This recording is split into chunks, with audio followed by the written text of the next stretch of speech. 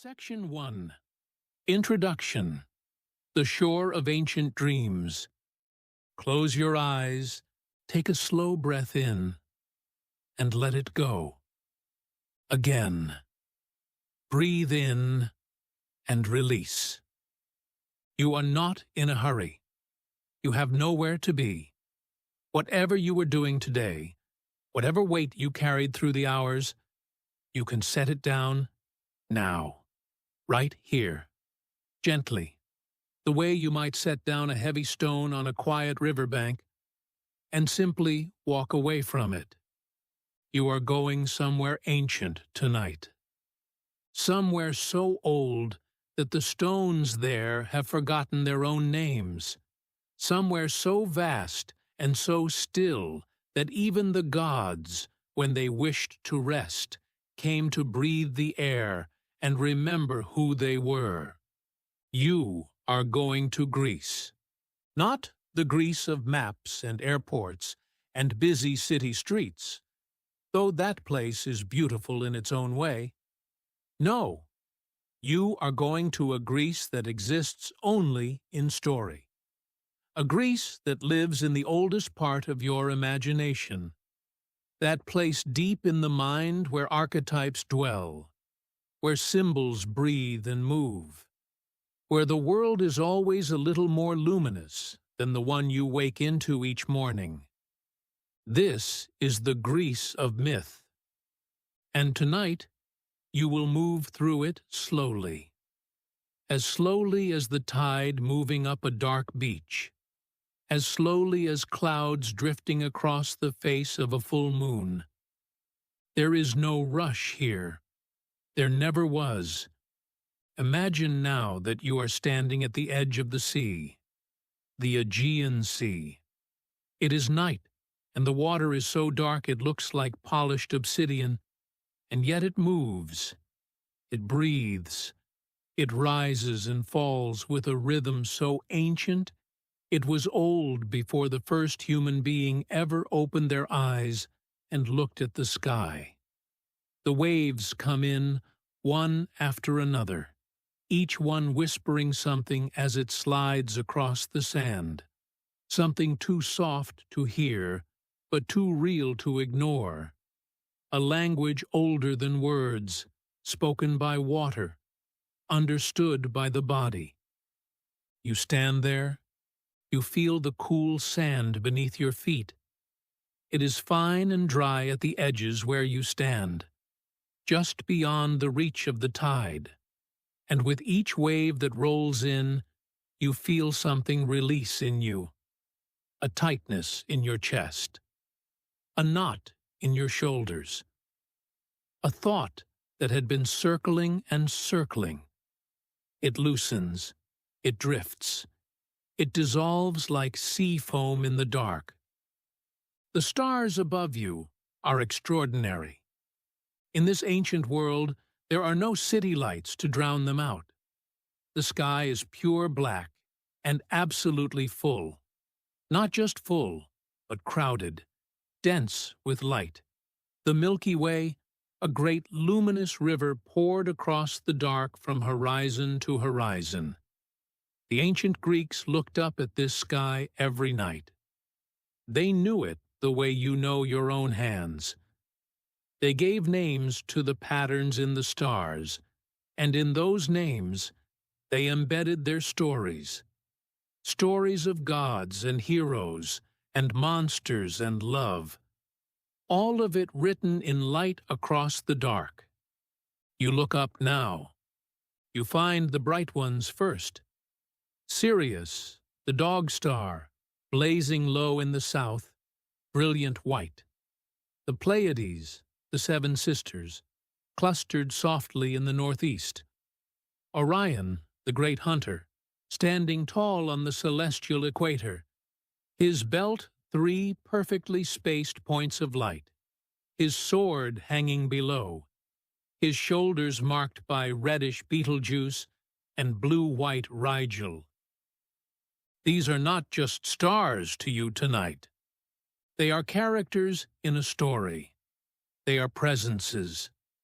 They are ancient and indifferent and beautiful, burning their light across millions of miles of empty space to reach your eyes here, now, on this quiet beach at the edge of the ancient world. You breathe in and out. The sea breathes with you. Somewhere behind you, up the slope from the beach, there is a grove of olive trees. You cannot see them in the dark, but you can hear them, the soft, dry whisper of their leaves in the night wind, a papery, rustling sound, calm and continuous, like the murmur of a very old person recounting a very long dream. The olive tree is sacred here. It belongs to Athena, goddess of wisdom, who once competed with Poseidon himself for the patronage of the great city that would one day bear her name. Poseidon struck the rock with his trident and brought forth a spring, dramatic, impressive, very much like a god of the sea. But Athena knelt and pressed a seed into the earth, and from it grew the first olive tree, and the people of that city chose the gift that would feed them over the gift that would impress them. And so the city became Athens, and the olive became its symbol, and somewhere in that choice is a wisdom worth carrying into sleep with you tonight. Choose the thing that nourishes. Let the impressive things go. You breathe in the salt air and the faint green scent of the olive trees, and you feel your body growing heavy, pleasantly, beautifully heavy. The way your body feels when it has finally stopped bracing itself against the world and decided, for tonight, to simply rest. Your feet sink slightly in the cool sand. Your shoulders drop. Your hands open.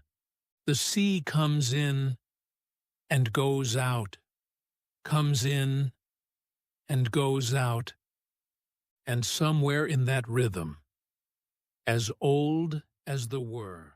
Section 2. The Birth of the Gods. Chaos and the Primordials. Before there were gods, there was nothing.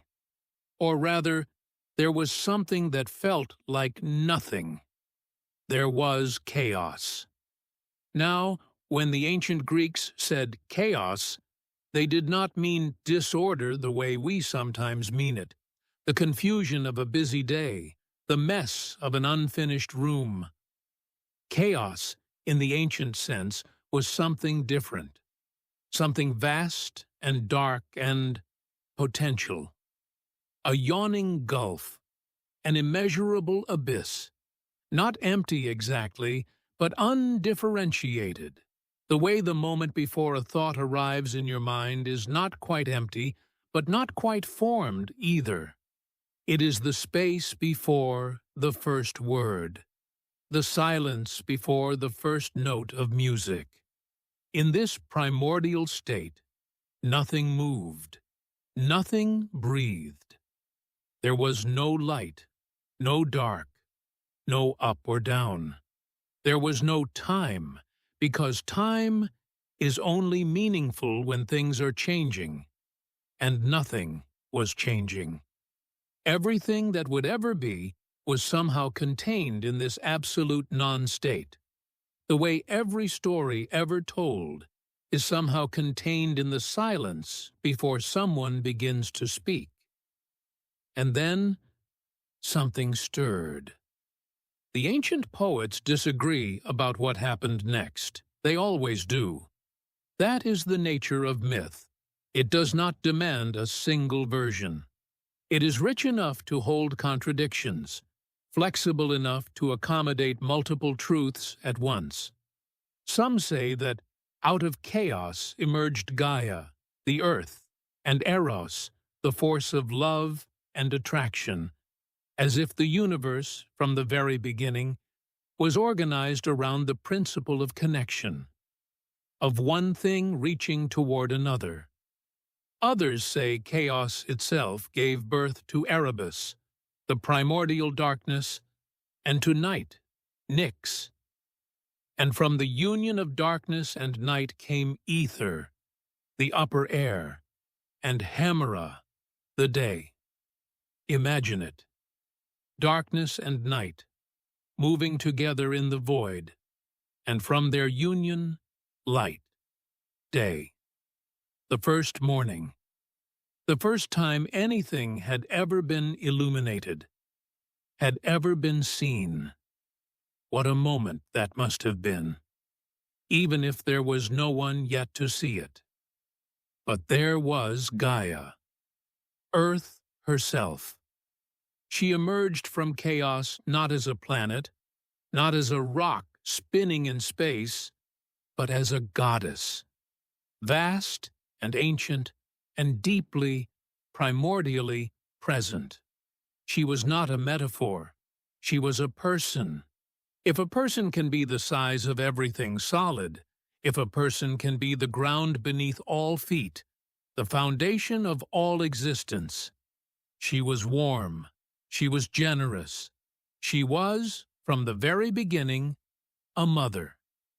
She created Ouranos, the sky, to be her companion and her cover. Imagine him, the starry vault above, stretching from horizon to horizon, lying close to the earth like a great curved ceiling of blue and black, with the stars as his jewels and the winds as his breath. Together, Gaia and Uranus became the first couple, and from their union came the first dynasty of divine beings. The Titans, 12 of them, vast, powerful, ancient beings, older than any story, older than language, expressions of the world's fundamental forces made into personalities, given names: Oceanus, the great river that circled the world; Tethys, his consort; Hyperion, the light above; Thea, divine sight; Coeus, intellect; Phoebe, the bright moon; Mnemosyne, memory. And memory is important. Remember this: memory is one of the Titans, as old as the world itself, which tells you something about how the Greeks understood the relationship between mind and cosmos. Rhea, the flowing one, mother of rivers and seasons; and Cronus, the youngest and most cunning, who would in time change everything. There were also others, Cyclopes, 3 of them, with one great eye in the center of their foreheads, masters of the forge, makers of lightning; and the Hecatoncheires, and the 100-handed ones, 3 beings of such terrifying power that Ouranos, their own father, was afraid of them. He could not bear to look at them. And so he did something that fathers, in mythology and in life, sometimes do when confronted with children who frighten them. He hid them away, deep in the earth, in the dark places beneath Gaia's skin, in caverns so deep and so old that no light had ever reached them. Ouranos locked away the 100-handed ones, the Hecatoncheires, and the Cyclopes too. Out of sight, out of mind. Because that is what fear does sometimes. It tells us to bury the things we cannot understand. But Gaia felt it. She always felt everything. She was the earth, after all, and the earth knows every weight that presses upon it, every root that searches through its darkness, every imprisoned thing that strains against its walls. She felt her children suffering in the deep, and something in her, vast, ancient, and slow-burning, began to harden into grief. And grief, when it is old enough and deep enough, becomes something else. It becomes resolve. She went to her Titan children one by one, and she asked them, "Will you help me? Will you do what must be done?" They looked away, all of them, all except the youngest, Cronus. He was sharp where the others were broad, cunning where the others were powerful. He looked at his mother's grief, and he looked at his father's sky, vast and imposing above them all, and he said, "Yes." The rest of that story is one the myths tell with a kind of unflinching strangeness. The sickle, the ambush, the overthrow. You do not need all of its edges tonight. What matters is this. Ouranos fell. Cronus rose. And the great wheel of the cosmos, that wheel which the Greeks understood was always turning, always returning, always giving and taking away, made its first full revolution. The age of the Titans had begun. Let that settle over you for a moment. The age of the Titans. Breathe in and out. Picture it not as a violent thing, but as a long golden age of deep time, eons upon eons, vast and unhurried, the earth finding its rhythms, the seas discovering their shores, the mountains rising slowly like the backs of sleeping giants, which perhaps is exactly what they were. Cronus ruled, and he was not entirely cruel. Under him, some said, the world knew a kind of order, a kind of fullness. The seasons moved, the rivers ran, life crept in at the edges of things, soft and persistent as moss. But Cronus had heard a prophecy. And that is the thing about prophecies, in myth as in life. Hearing them changes you. The oracle had said, "As you overthrew your father, so shall you be overthrown by your own child." And so Cronus did what frightened rulers always do. He tried to stop time itself. His wife was Rhea, beautiful, deep, the flowing one, and each time she bore him a child, he swallowed it. Hestia, the first, then Demeter, then Hera, Poseidon, and Hades. Each one swallowed whole, held inside him in a strange dark suspension, neither dead nor free. Rhea bore it all in silence until she could bear it no more. And when the time came for the sixth child, when she felt that final labor beginning, she went to her mother, to Gaia, to the earth herself, and she asked, "How do I save this one?" Gaia told her. When the child came, Rhea wrapped a stone in cloth and presented it to Cronus. He swallowed it without question. He was that sure of himself, that certain that the world would bend to his fear. And the child, the real child, was spirited away to a cave on the island of Crete, where the earth herself cradled him in her arms, and the Curetes, the divine dancers, clashed their spears and shields to drown out the sound of his crying, so that Cronus would not hear. That child was Zeus. And even now, as you rest here on the edge of the ancient sea, even now as the waves come in and go out, and the stars wheel slowly overhead, that child is growing. Growing in secret. Growing in the dark. The way all important things begin. Section 3. The Cave on Crete, where gods are made in secret. There is something about a cave. Every tradition seems to know it. Every mythology seems to understand, at some deep and wordless level, that transformation happens in enclosed spaces, in the dark, in the hidden places. The hero retreats to the wilderness. The prophet goes into the desert. The caterpillar seals itself inside a shell and dissolves.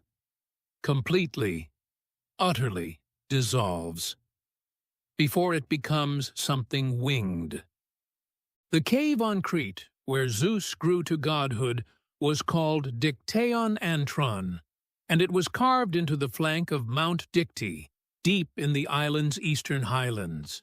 Even today, if you were to go there, if you were to descend the worn stone steps into its cool darkness and stand in the hush beneath the earth, you would feel something old and waiting, something that makes the chattering part of your mind go quiet. But tonight, you do not need to travel there, because the cave is here. It is always here, just behind the images that form when you close your eyes in the dark. It exists in the landscape of the mind the way archetypes do. Available, ancient, yours. See it now. You move away from the shore, away from the sound of the Aegean, up a gentle slope where the ground is rocky underfoot and the night air is cooler, carrying the scent of thyme and wild sage. The olive trees thin out. The path narrows. And ahead of you, in the flank of a limestone hill, is an opening. Not frightening! The opposite of frightening. It breathes out cool air like a long, slow exhalation. The earth itself breathing, releasing something, and the air smells of stone and water and time, the way the oldest places smell. You move toward it easily, as though you have been here before. And perhaps you have. Not in waking life, but in some other kind of knowing. The kind that lives in the body, in the marrow, in the part of you that dreamed long before you had a language to describe what you were dreaming. You step inside. The darkness is soft here, not harsh. Your eyes adjust. There is a faint phosphorescent quality to the limestone walls, just enough to suggest shapes, contours, the curve of rock above you. Somewhere deep in the cave, you can hear water. A thin, steady trickle, somewhere below your feet or to your left. The sound of a small underground spring, cold and ancient, moving through the stone. You find a place to sit. The rock is smooth here, worn by time and perhaps by other travelers, other seekers, other dreamers who came to this place in the dark and sat just as you are sitting and breathed just as you are breathing. Let your body settle into the stone. Feel its solidity beneath you. This is Gaia, the earth, holding you. This is the oldest mother, the one who was here before all the stories, offering you the simplest gift she has: ground, stillness, the reminder that no matter how far you travel in your mind, there is always something beneath you, always a surface to return to. Breathe in. The air in this cave has been breathed by gods. Whatever that means to you, let it mean something. Let it land somewhere in you, that thought. The air is cool, and it fills your lungs, and it has been here, cycling through this stone chamber, for longer than any living human can comprehend. And you are breathing it now, and it is breathing you. Breathe out. In the deepest part of the cave, there is a sound, not alarming, barely audible, beneath the sound of water. beneath the silence itself. A sound so soft, it might be nothing. It might be the cave settling, the stone adjusting to the cool of the night. Or it might be something else. A murmur, a presence, the memory of something that once lived here and left an impression in the stone, the way a body leaves an impression in warm clay. The child Zeus, growing in the dark. Not yet a god in the full sense. Not yet the lord of storm and sky, the king of Olympus, the one who would one day hold the lightning bolt the Cyclopes forged for him like a sword made of weather. Not yet any of that. For now he is simply a child, cradled by the earth, fed on the milk of the divine goat Amalthea, whose horn, they say, overflowed with whatever one desired, the original cornucopia, and guarded by the Curetes, those young dancers who clanged their bronze shields together and leapt and shouted to drown out the sound of his cries. There is something almost unbearably tender about it. The future king of the gods, helpless, hidden, small, needing to be held, needing the earth to be his cradle. And isn't that always the way? The thing that will one day be most powerful is, at the beginning, the most vulnerable, the most in need of protection, of warmth, of exactly the right conditions to become what it is meant to become. A seed in winter soil, an idea that has not yet found its words, a longing that lives in you, quiet and persistent, waiting for the season when it can finally break the surface and reach toward the light. What is it for you? What is the thing in you that is growing in secret? You do not need to answer that tonight. You do not need to examine it or name it or make plans for it. You only need to know that it is there, that the cave holds it, that the earth, in her vast and wordless patience, is holding you both, you and the thing you are becoming, in the same soft dark. Rest here for a moment. Just this, the sound of water, the cool stone, the slow breath of the cave around you. The stars, though you cannot see them from here, still burning above the limestone hill, still writing their ancient stories across the dark. And you here, at the center of it all, breathing, being held, becoming. Section 4. The Rise of Zeus, Storm and Order. There comes a moment in every long sleep when the body finally lets go. You may have felt it before, that precise instant when the last held tension releases, when the jaw unclenches, when the hands open fully, when something deep in the chest stops guarding itself and simply softens. It happens all at once, and it happens so quietly that you almost never catch it. One moment, you are still partly in the world, and then you are somewhere else entirely. That is the moment we are moving toward now. We are not quite there yet, but we are close. So let the story carry you. Let it move beneath you the way deep water moves. You do not need to swim. You only need to float. Zeus grew. That is the simple fact of it, and simple facts, in mythology, carry enormous weight.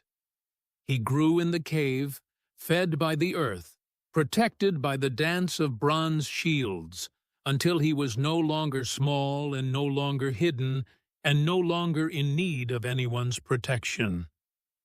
He grew the way the sun grows in the months after the winter solstice, slowly at first, almost imperceptibly, and then all at once, flooding the world with a light that makes you wonder how you ever managed without it.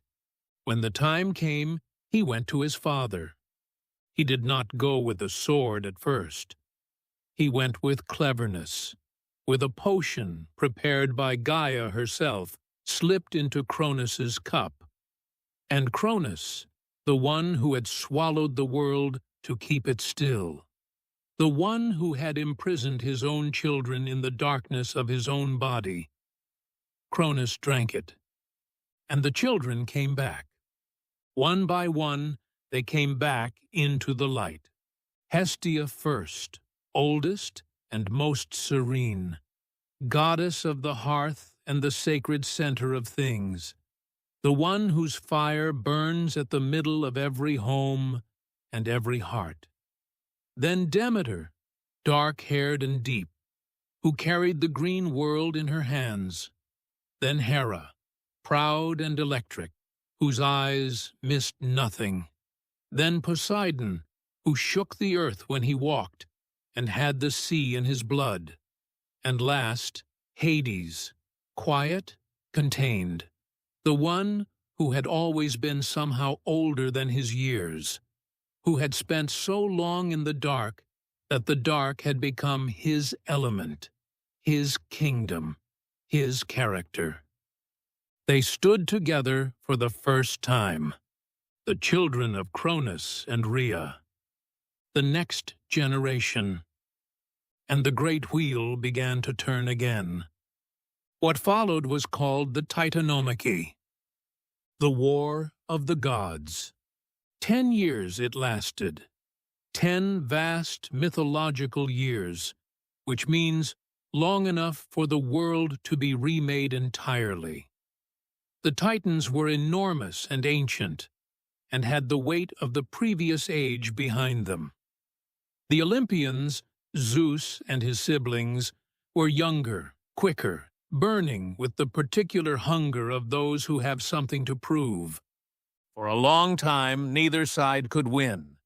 And then Zeus descended into the deepest places of the earth, into Tartarus itself, that abyss beneath the underworld, so deep that a bronze anvil dropped from heaven would fall for 9 days before it struck bottom. And he freed the Cyclopes, the ones Uranos had imprisoned, the ones Cronus had left there, still locked away in the dark. He broke their chains with his own hands, and in gratitude they gave him the greatest gift they knew how to make: lightning, thunder, the ability to command the sky itself. Picture the moment he first held it. Not a weapon, exactly, or not only a weapon. Something more like a concentrated expression of the cosmos itself. Electricity and light and sound and heat, all braided together into something that could move between heaven and earth in an instant, that could illuminate the whole sky in a single heartbeat, that could shake the deepest places of the world and make the tallest mountains tremble. With this, the tide turned. The Titans fell, not destroyed. The Greeks understood, perhaps better than any culture that came after them, that the old powers are never truly destroyed. They cannot be. The Titans were bound, sealed in Tartarus, held by chains and walls of bronze, and the constant vigilance of the 100-handed ones, those fearsome children who had been imprisoned themselves once, and who now served as the guardians of the ones who replaced them. There is a kind of poetry in that. The kept become the keepers, the imprisoned become the walls. And Zeus rose. He rose to Olympus, that mountain whose peak exists not quite in the world of mortals, but in that luminous space just above it, where the air is clear and the light is always golden, and the clouds part to reveal a sky so blue it looks like the inside of a god's mind. He divided the world, not alone. He did nothing truly alone, despite what the myths sometimes suggest. He and his brothers drew lots, the way men do when they want to pretend that chance governs what they have already half decided. Poseidon drew the sea and became its lord, crashing and salt-dark and magnificent. Hades drew the underworld and descended with a dignity that some mistook for grief, though the Greeks knew better. Hades was not a god of death in the way we sometimes imagine, not a figure of malice or sorrow. He was a king of the dead, which is different, a keeper of souls, a ruler of the completed. And Zeus drew the sky. He looked up at it, at the vast blue space the Olympians had fought for, at the clouds moving like slow thoughts across it, at the place where lightning lived and thunder rolled and the rain came when it was needed and withheld when something else was needed instead. And it was his, not taken, not stolen, earned in the old sense through effort and suffering and the willingness to descend into the dark and free the forgotten ones.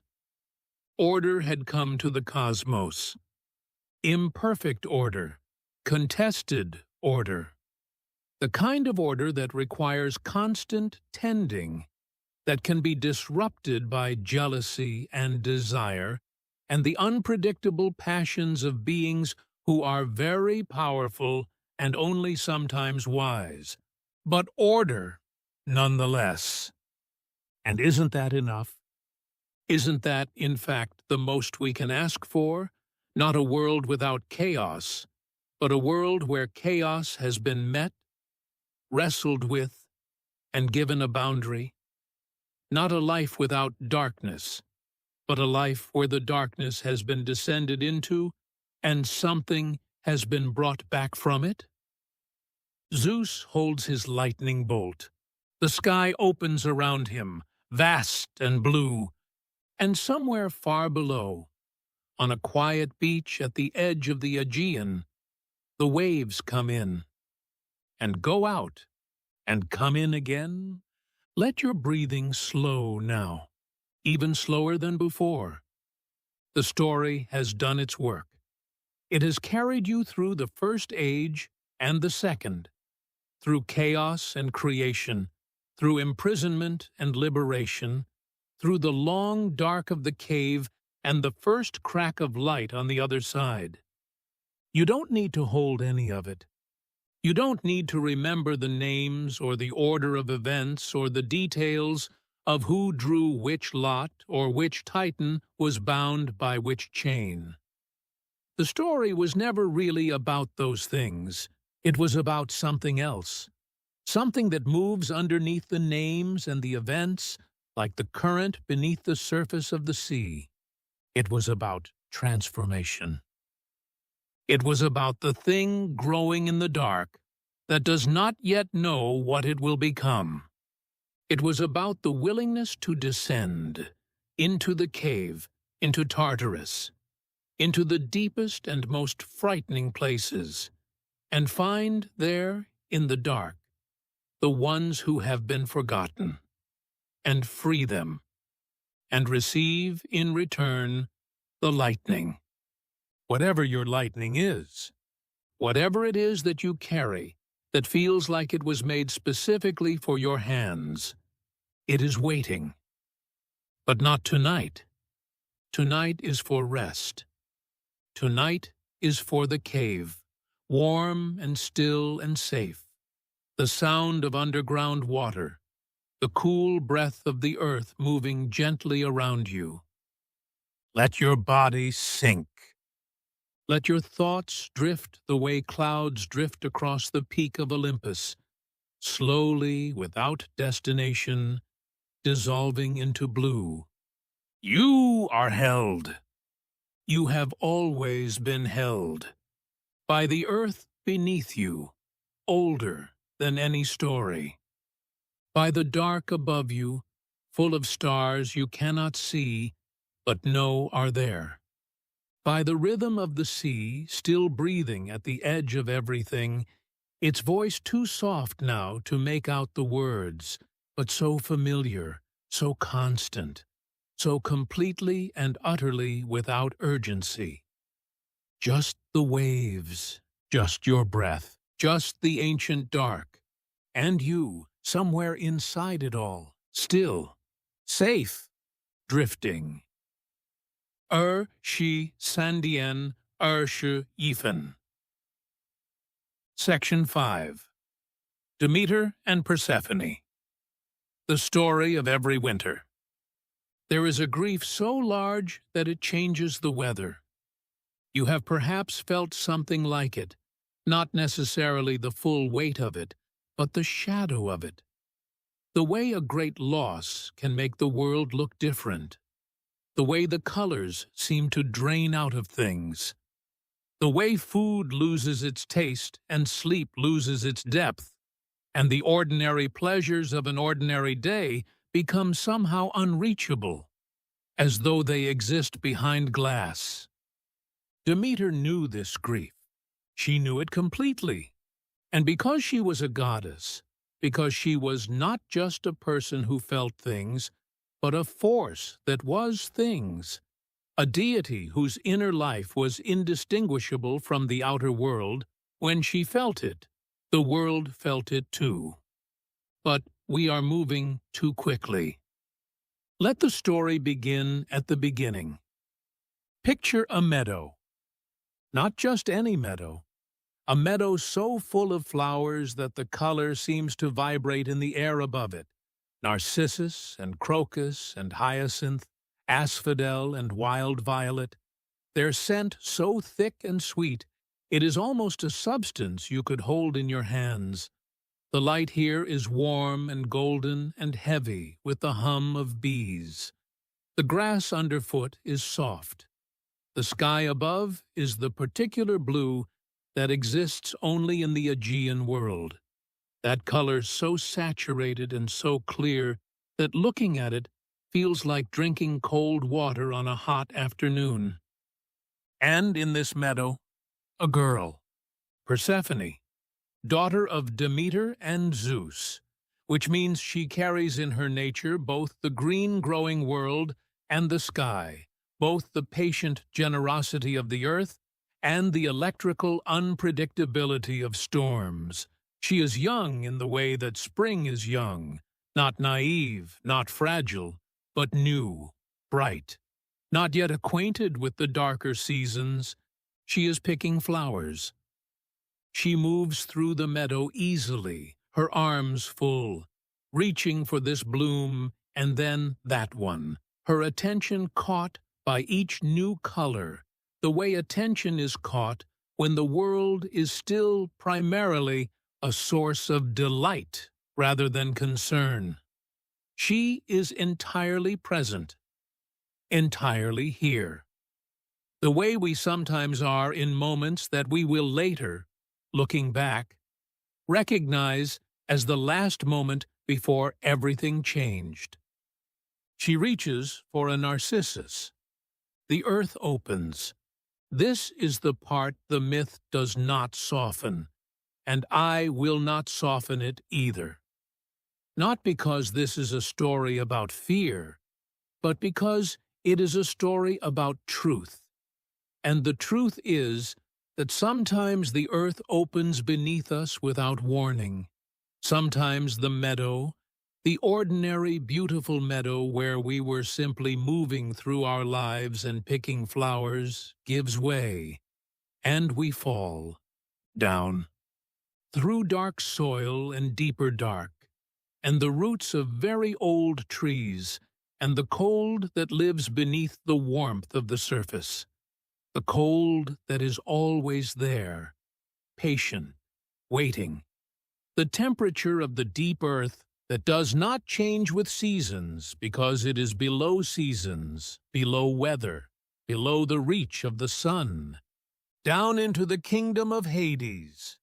Now, here is what the myth wants you to understand about Hades, and it is important, so let it settle into you slowly, the way the cave's cool air settles into the skin. Hades is not evil. He is not a villain. He is not the Greek equivalent of the devil, though centuries of misreading have sometimes made him seem that way.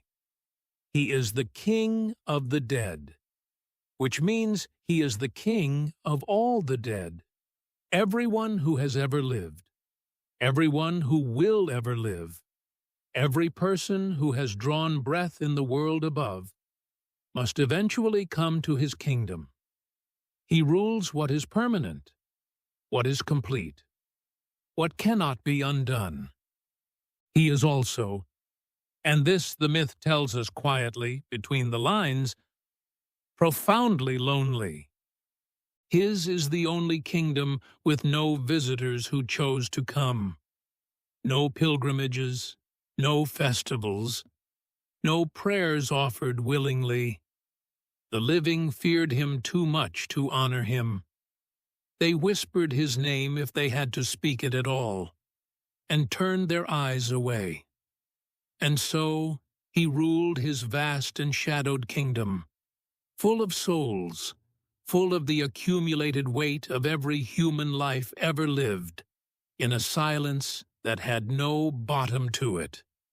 And then he saw Persephone, and the lonely king fell completely, helplessly, in the way that only the most solitary beings fall, with his whole self, with nothing held back, with the terrible wholeness of someone who has been waiting so long for something that when it finally comes, they cannot be measured or careful about it. He took her. He should have asked. The myths know this. The story knows this. And yet, it happened. The earth opened, and she was gone, and the meadow stood empty in the golden light. Her flowers scattered across the grass, and above them the hum of bees continued, indifferent, because the natural world does not pause for the losses that happen within it. Demeter searched. For 9 days she walked the earth without sleeping, without eating, carrying 2 torches to light the dark, asking everyone and everything she encountered, "Have you seen my daughter? Have you seen which way she went?"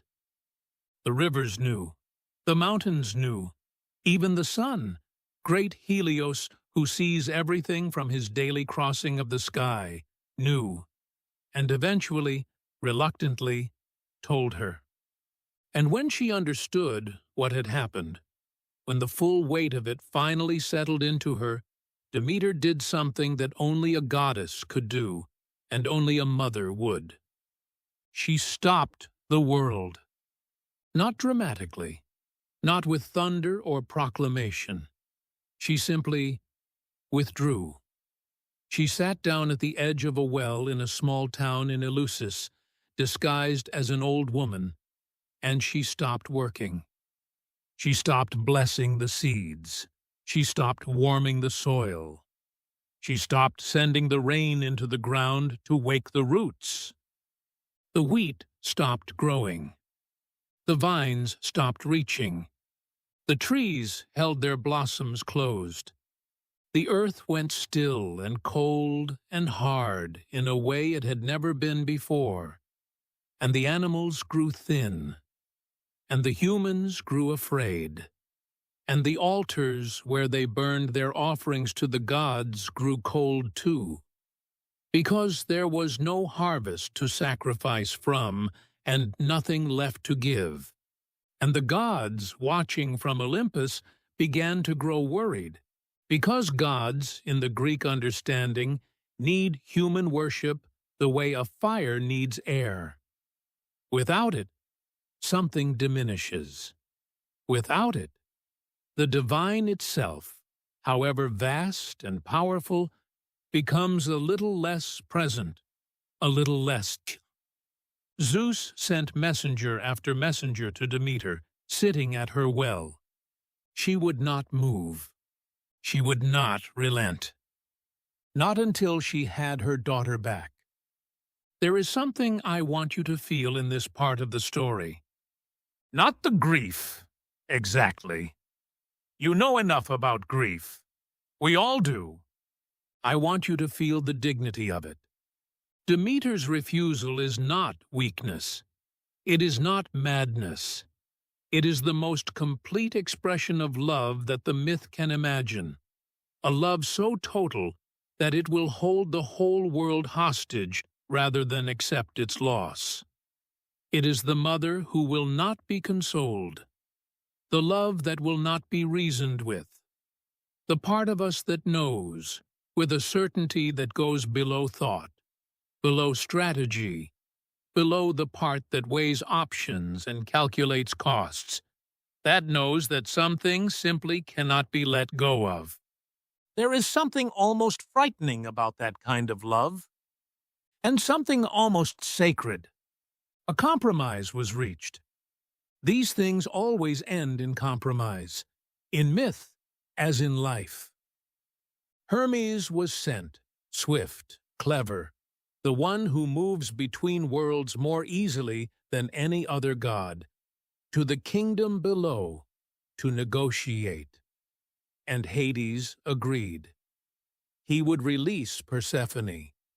She could return to the upper world, to her mother, to the meadows and the light and the warmth. But there was a condition. While she had been in the underworld, Persephone had eaten 6 pomegranate seeds. Some versions say 4, some say 3, some say 1, and the number matters less than the fact of it. She had eaten the food of the dead, and anyone who eats in the underworld belongs, in part, to it. This is one of the oldest rules, older than Zeus, older than the Titans, one of the rules that even the king of the gods cannot simply set aside because it inconveniences him. 6 seeds, 6 months.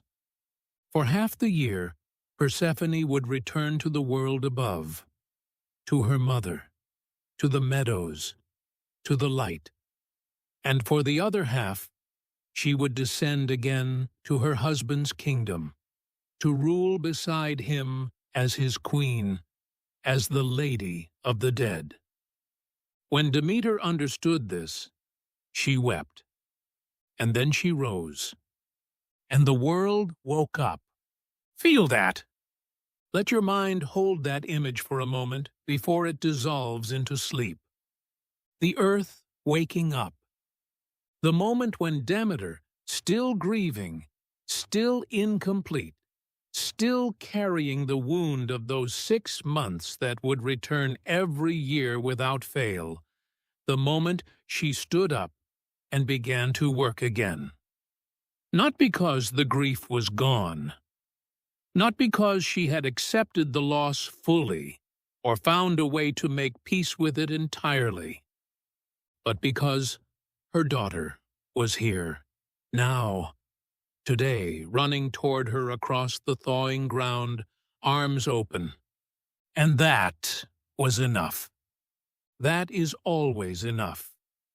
The now, the here, the person who is present in this moment, the warmth that is available today, even knowing the cold will come again. The wheat began to grow.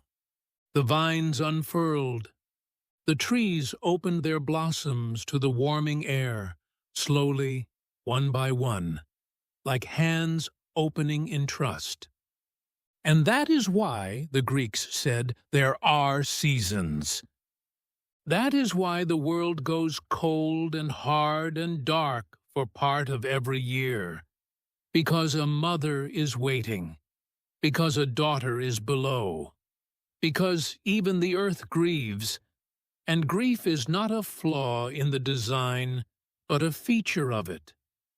a sign that love was here, that love ran deep enough to reach all the way down into the cold places, all the way into the roots.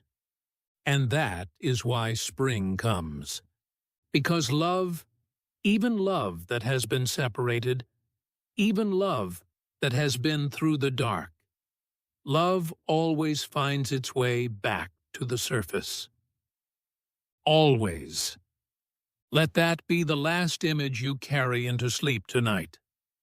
Not the loss, not the cold, not the earth in its long, hard winter silence. The thaw. The moment the ground softens. The first green thing pushing up through the dark soil. Small, almost unbelievably fragile, impossibly determined, reaching toward a light it has never seen, but somehow, in some wordless way, has always known was there. That is you. That is the thing in you that has been growing in the dark. It is almost ready. But for now, for this night, it rests. It rests in the dark, warm earth. It rests in the cave where the water trickles over ancient stone. It rests on the shore of the Aegean, where the waves breathe in and out, and the stars write their slow stories overhead, and the olive trees murmur in the night wind, papery and calm, and endlessly patient. You rest. Your breath slows, in and out, in and out. The sea, the stars, the ancient generous dark, and somewhere in it, held, warm, at the very center of everything. You, still, safe, home. Section 6. Orpheus and the River of Forgetting. A final lullaby. There is a river at the edge of sleep. You may not know its name, but you have been to its banks before. Every night, without realizing it, you find your way there. That place where the thoughts begin to lose their edges, where the concerns of the day stop insisting on themselves, where the mind grows soft and the images that arise are no longer quite yours, no longer quite in your control, drifting up from somewhere below intention, below language, below the part of you that knows your own name. The Greeks knew this river. They called it Lethe, and they said it flowed through the underworld, through that vast, shadowed kingdom where Hades ruled and Persephone walked in her quiet authority among the shades of the dead. They said that every soul, upon arriving in that kingdom, would eventually come to drink from its waters, and in drinking would forget, not as punishment, as release. The life just lived, its joys and its wounds, its regrets and its unfinished business, its weight of memory and accumulated self, all of it would dissolve into the current, gently, completely, the way a handful of salt dissolves in warm water. And the soul, emptied and clean, would be ready to rest, ready in time to begin again. But before we reach the river, there is one last story. There is always one last story. This one belongs to Orpheus. He was the greatest musician the world had ever known. Not just skilled, transcendent. The kind of musician whose playing was not really playing at all, but something closer to speaking the secret language of the world, the one that runs underneath all human languages, the way a river runs underneath a city, invisible but essential. When Orpheus played his lyre, The rivers slowed to listen. The trees leaned toward the sound. The stones, the old myths said, wept.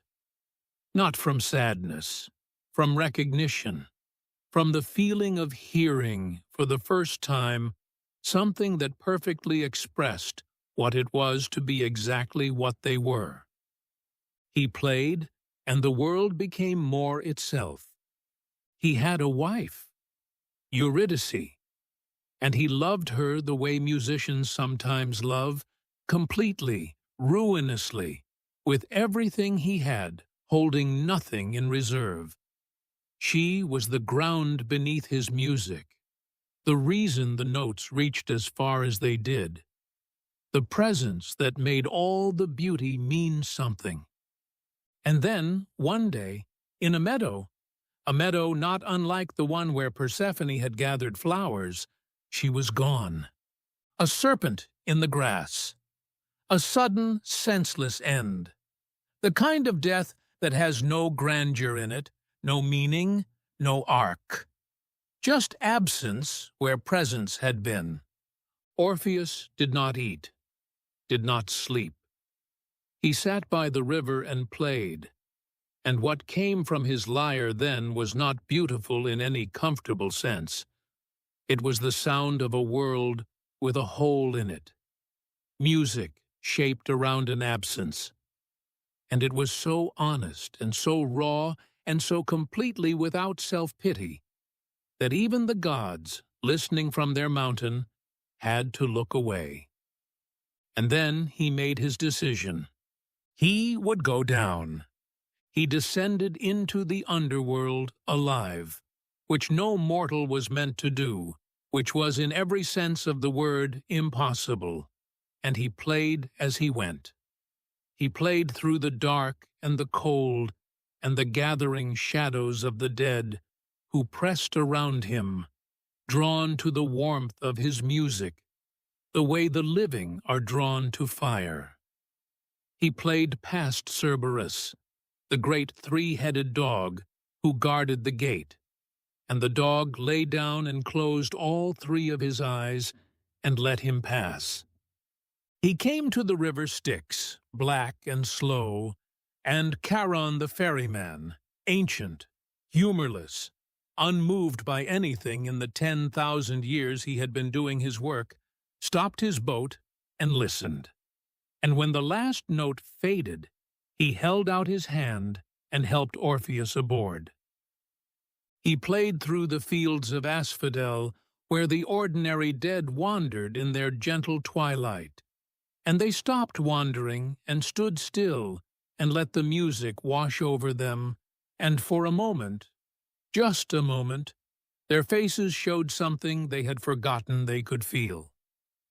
He came at last to the throne room, Hades and Persephone side by side, the king and queen of everything that ends.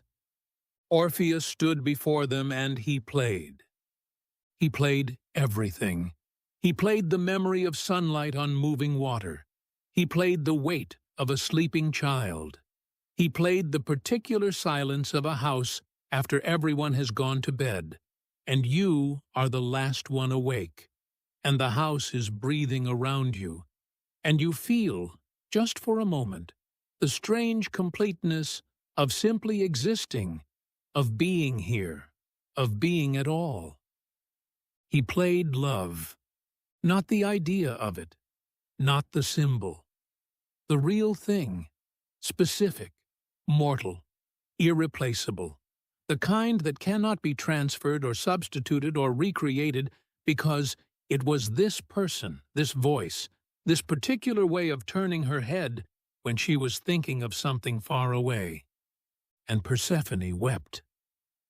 And Hades, the lonely king, the one who had never been wept for, the one whose name the living whispered with their faces turned away. Hades looked at this mortal musician standing in his throne room with nothing but a lyre and a wound, and something in him that had been stone for longer than he could remember became, briefly, something else.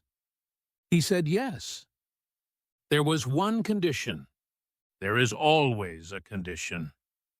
Eurydice would follow him out, back through the dark, back through the fields, back through the gate, back up to the world of the living and the light. But Orpheus must not look back. Not once. Not until both of them had crossed fully into the upper world. He must trust, without evidence, without confirmation, on nothing but faith, that she was there, behind him, following. He began to walk. And here is what the myth understands that no amount of retelling quite captures. The walk was long. It was not a dramatic test. It was not a gauntlet. It was something far more difficult than that. It was an ordinary walk through darkness with no way to verify the most important thing in the world. It was every step taken in trust, when trust feels like foolishness. It was love extended into the dark, with no guarantee of return. For a long time, he walked and did not look. He could not hear her footsteps. The dead make no sound. He could not feel her warmth. She was a shade, and shades are cool as river water. He had nothing to hold on to, except the fact that Hades had said yes, and the sound of his own footsteps, and the music still moving through his hands even without the lyre. And then, almost at the top, almost there, the first pale light of the upper world beginning to show at the edges of the dark, the smell of the living earth drifting down toward him, real and green and heartbreaking in its familiarity. He turned. She was there. She was right there, a step behind him, her eyes just beginning to fill with something, relief or joy, or the first recognition of light. He would never know which. And then the current took her, gently, without malice, simply because the condition had not been met, and the old rules were older than grief, and older than love, and older even than the gods who administered them. She was gone. Let yourself feel the fullness of that for just a moment. Not the tragedy of it, not the unfairness. Something else. How close he came. How real she was in that last instant. How the love was true all the way to the end, or his love for her and hers for him, and the love that moved through his music and softened even the king of the dead, and the love that Persephone carried for the world above, for green things and growing things, and the stubborn persistence of spring.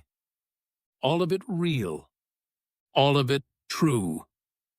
Even the loss was a kind of testimony. You can only lose what you truly had.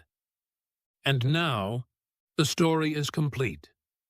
You have traveled far tonight, from the shore of the Aegean, where the waves first found their rhythm against your skin, through the first darkness before creation, when chaos held everything in its undifferentiated enormity, through the cave on Crete, where the future king of the gods grew slowly in the dark, through the long winter of a mother's grief and the green eruption of her joy, and now here, to the edge of the River Lethe.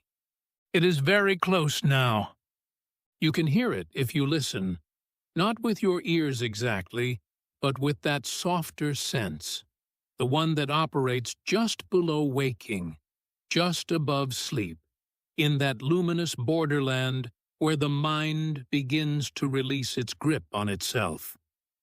It sounds like your own breathing, which makes sense, because the river was always here, inside you, moving through you, the soft current that carries the day away each night, that dissolves the worries and the plans and the things left undone, and the words left unsaid, that makes space, clean, dark, generous space, for rest. Let it carry something now. Whatever you are still holding from today, whatever thought is still circling, whatever tension is still sitting in your chest or your jaw or your hands, you don't have to force it away. You don't have to fight it or fix it or resolve it tonight. Just set it down at the edge of the river, the way you might set down a heavy stone on a quiet riverbank, and walk away from it.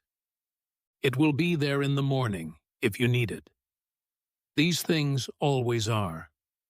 But for now, for these hours, you don't need it. You don't need anything, actually. You are lying down in the dark in a safe place, and your body is breathing without your help, and your heart is beating without your attention, and the ancient machinery of rest is already doing its work, has already been doing its work, was always going to take care of you, whether you allowed it or not. Allow it. That is all you have to do. Allow it. Somewhere on the shore of the Aegean, the waves are still coming in. They have not stopped since you left. They will not stop when the story ends. They have been coming in since before the first human being stood at the water's edge and looked out and felt the particular vertigo of something vast and indifferent and beautiful. And they will keep coming long after the last story has been told, and the last fire has gone out, and the last name has dissolved into the current. That rhythm, in and out, is the oldest lullaby there is. The olive trees are still murmuring in the night wind. The stars are still burning.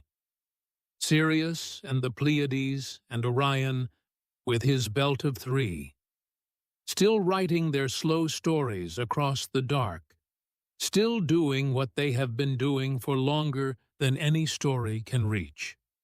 And Orpheus, somewhere in the myth, not in grief, not in loss, but in the version of him that existed before the meadow and after, the version that is just a musician sitting by a river, playing, is playing something quiet, something without drama, something that sounds like breathing and water and the particular silence of a world that has gone to sleep and left one light on, just one, just enough.